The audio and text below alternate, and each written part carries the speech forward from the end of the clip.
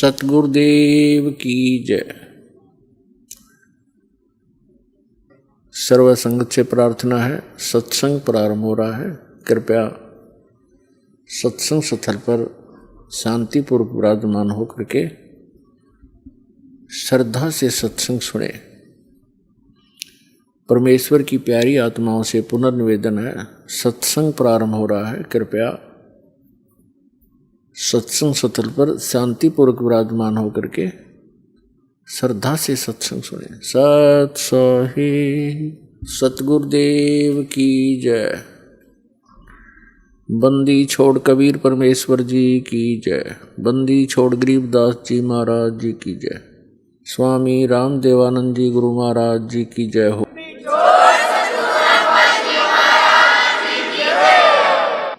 गरीब नमो नमो सतपुरुष को नमस्कार, गुरु की नहीं। सुर नर मुनि जन साधुआं संतों सर्वस्ती नहीं। सतगुरु साहेब संत सब डंडो तुम प्रणाम। आगे पीछे मध्य हुए तिनको जा कुर्बान। नराकार निर्विषम काल जाल वैभंजनम निर्लेपम निज निर्गुणम अकल अनुपवेशोन्दनम। सोहम सुरति समापतम सकल समाना निर्तलय उज्ज्वल हिरंबर हरदमम बेपरवाह अथा है। वार पार नहीं मध्यतम गरीब जो सुमर सिद्ध होई। गणनायक गलता ना करो अनुग्रह सोई। पारस पद परवाना आदि गणेश मनाऊं। गणनायक देवन देवा चरण कमल लो लाऊं। आदंत करूं सेवा परम शक्ति संगीतम रिद्धि सिद्धि दाता सोई। अवगत गुण अतीतम सत्य पुरुष निर्मोही। जगदम्बा जगदीशम मंगल रूप मुरारी। तन मन अर्पों शीसम भक्ति मुक्ति भंडारी। सुर नर मुनि जन ध्यावें ब्रह्मा विष्णु महेशा। शेष सहस मुख गावें पूजें आदि गणेशा। इंद्र कुबेर सरीखा वरुण धर्म राय ध्यावे। समर्थ जीवन जी का मन इच्छा फल पावे। 33 कोटि आधारा ध्यावे 88। उतरे बहुजल पारा कट है यम की फांसी। 33 कोटि आधारा ध्यावे 88। उतरे बहुजल पारा कट है यम की फांसी। कर जोरूं विनती करूं डरूं चरण पर शीसे। गुरु जी राम देवानंद जी महाराज ने दियो नाम बख्शीश।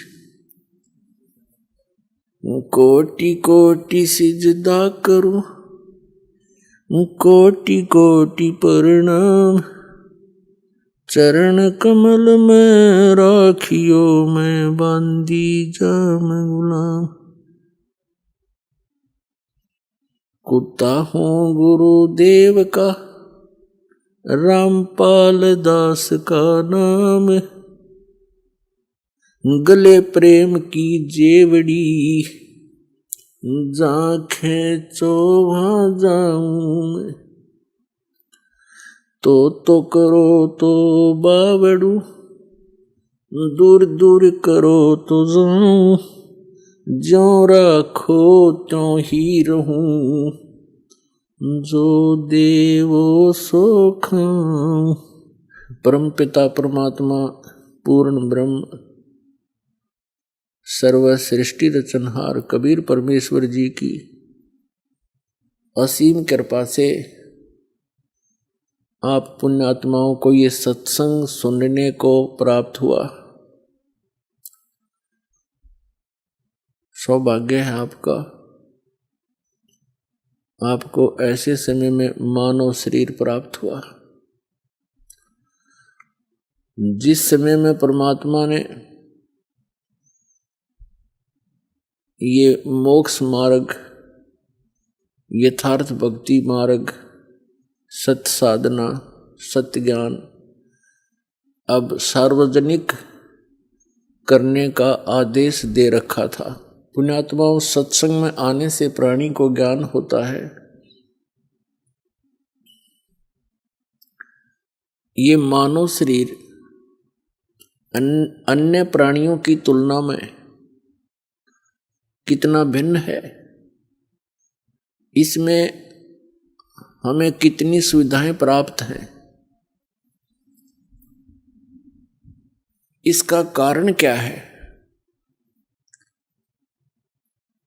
वही आत्मा पहले मानव शरीर में थे, अब वो चले गए पशु और पक्षियों की योनियों में।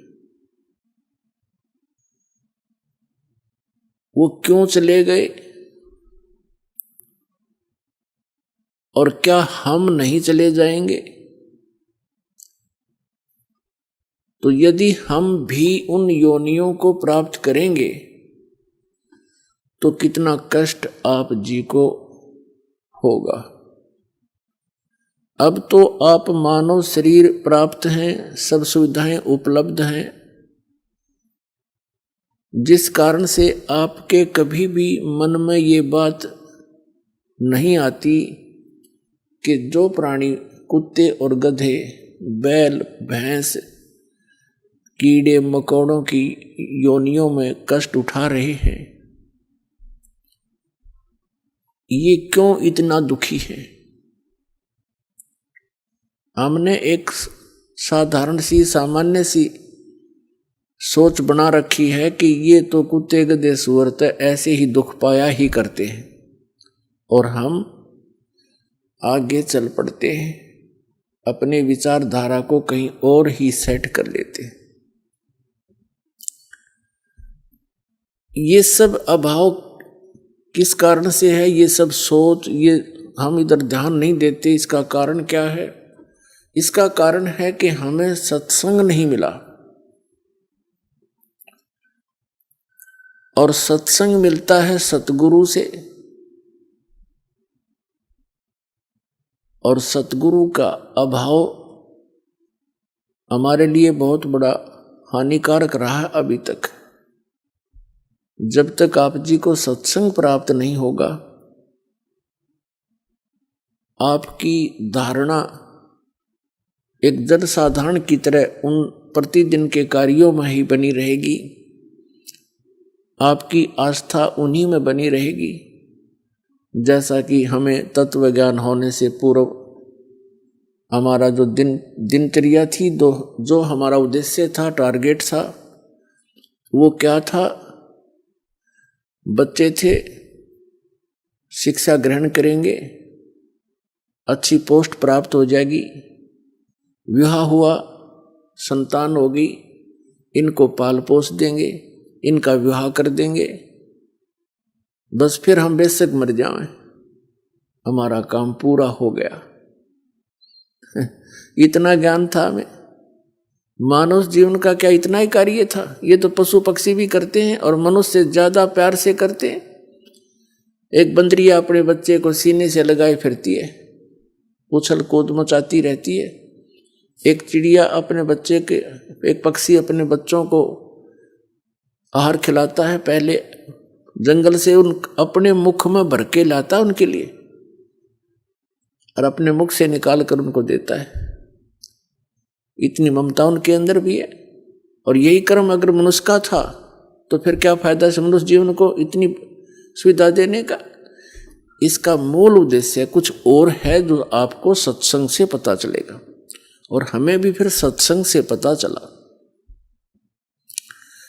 जो भक्त आत्माएं अन्य संतों के पास जाते हैं, वो भी सोचते हैं कि हम सत्संग सुन रहे, ये उनकी बहुत बड़ी भूल है, उनके पास सत्संग नहीं है। दास ये कहे कि इस ब्रह्मांड में 21 ब्रह्मांड में इस दास के अतिरिक्त वर्तमान में किसी के पास सत्संग नहीं है। तो ये बात भले ही भगत समाज को खटके एक बार, लेकिन ये सत्य से परिपूर्ण है।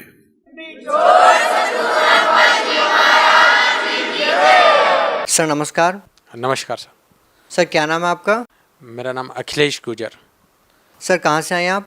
मैं शहर सनावत, जिला खरगोन, MP मध्य प्रदेश का हूँ।